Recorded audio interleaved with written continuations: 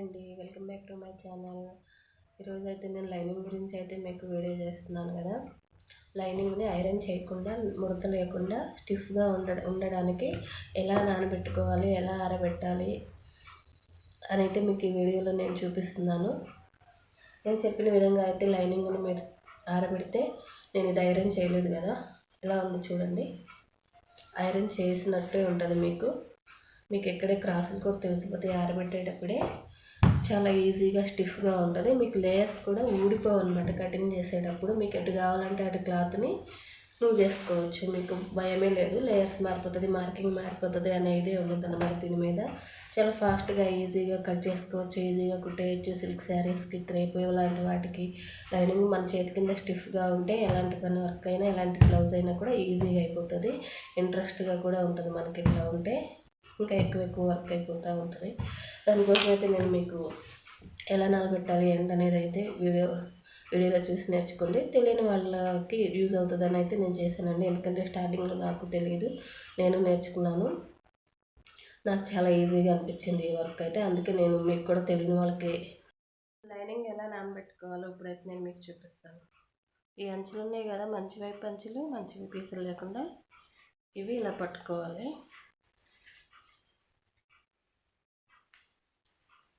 ఇలా మిడిల్కి పట్టేసుకుని ఇలా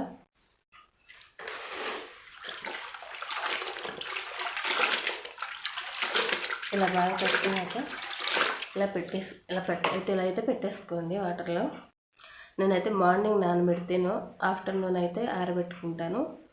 నైట్కి అయితే ఆరిపోతుంది. నైట్ కటింగ్ చేసి పెట్టుకుని మళ్ళీ మార్నింగ్ అయితే కుడుతూ ఉంటారనమాట.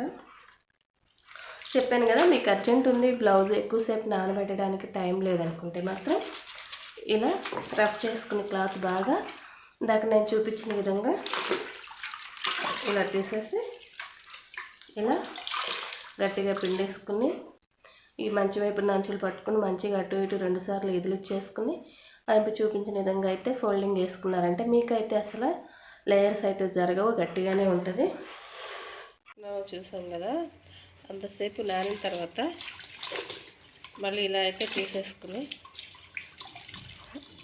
ఇలా ఫోల్డ్ చేసేసుకుని గట్టిగా పిండేసుకోండి వాటర్ లేకుండా.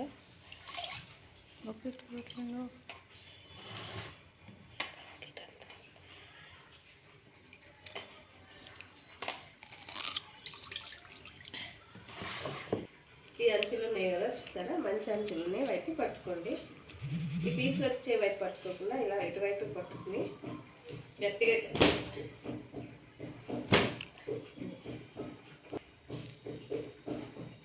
ఈ మంచి అంచులు ఉన్న వైపు అయితే ఇట్లా పట్టుకుని గట్టిగా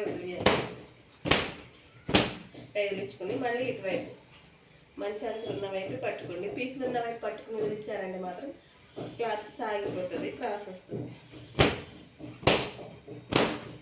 గట్టిగా ముడత లేకుండా వదిలించేసుకున్నాక ఈ అంచు మంచి అంచులు ఉన్న రెండు ఇట్లా కలిపి పట్టేసుకోండి.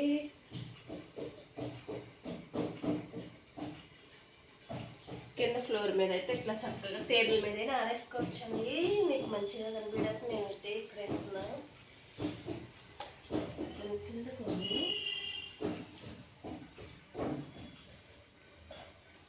ఇట్లా లాగొద్దు, స్ట్రైట్గా ఉండేలా చూసుకోండి. ముందే నడుం దగ్గర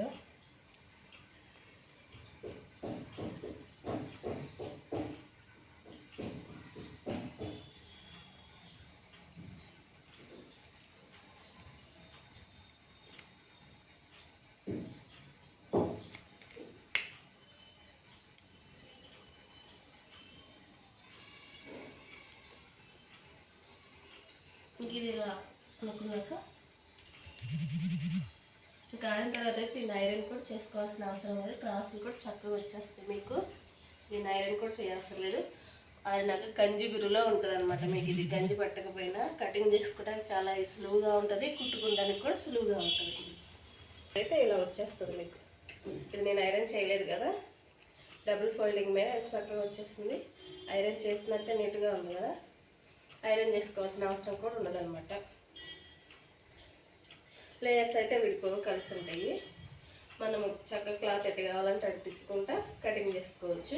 లేయర్స్ విడిపోతాయి, మార్కింగ్ మారిపోతుంది అనే భయం అయితే ఉండదు. ఇది చక్కగా ఉండదు. ఇది బిగినర్స్కి నేర్చుకునే వాళ్ళకైతే ఇది కాటన్ ముక్కలు అంతా నేర్చుకుంటూ ఉంటారు కదా. ఇలా కూడా క్లాత్ స్టిఫ్గా ఉంటుంది. నేర్చుకునే వాళ్ళకి కూడా మంచిగా అనిపిస్తుంది అనమాట. క్లాత్ ఇలా చేసుకుంటే కటింగ్ కూడా ఈజీగా ఉంటుంది. ఆరిన తర్వాత నేను దాని మీద మీకు బ్లౌజ్ కట్ చేసి చూపిస్తే ఎంత ఈజీగా ఉంటుందో. కుట్టుకునేటప్పుడు కూడా స్టిఫ్గా మంచిగా ఉంటుంది. సిల్క్ వాటికి కూడా చాలా ఈజీగా అయిపోతుంది స్టిఫ్గా ఉండటం వల్ల.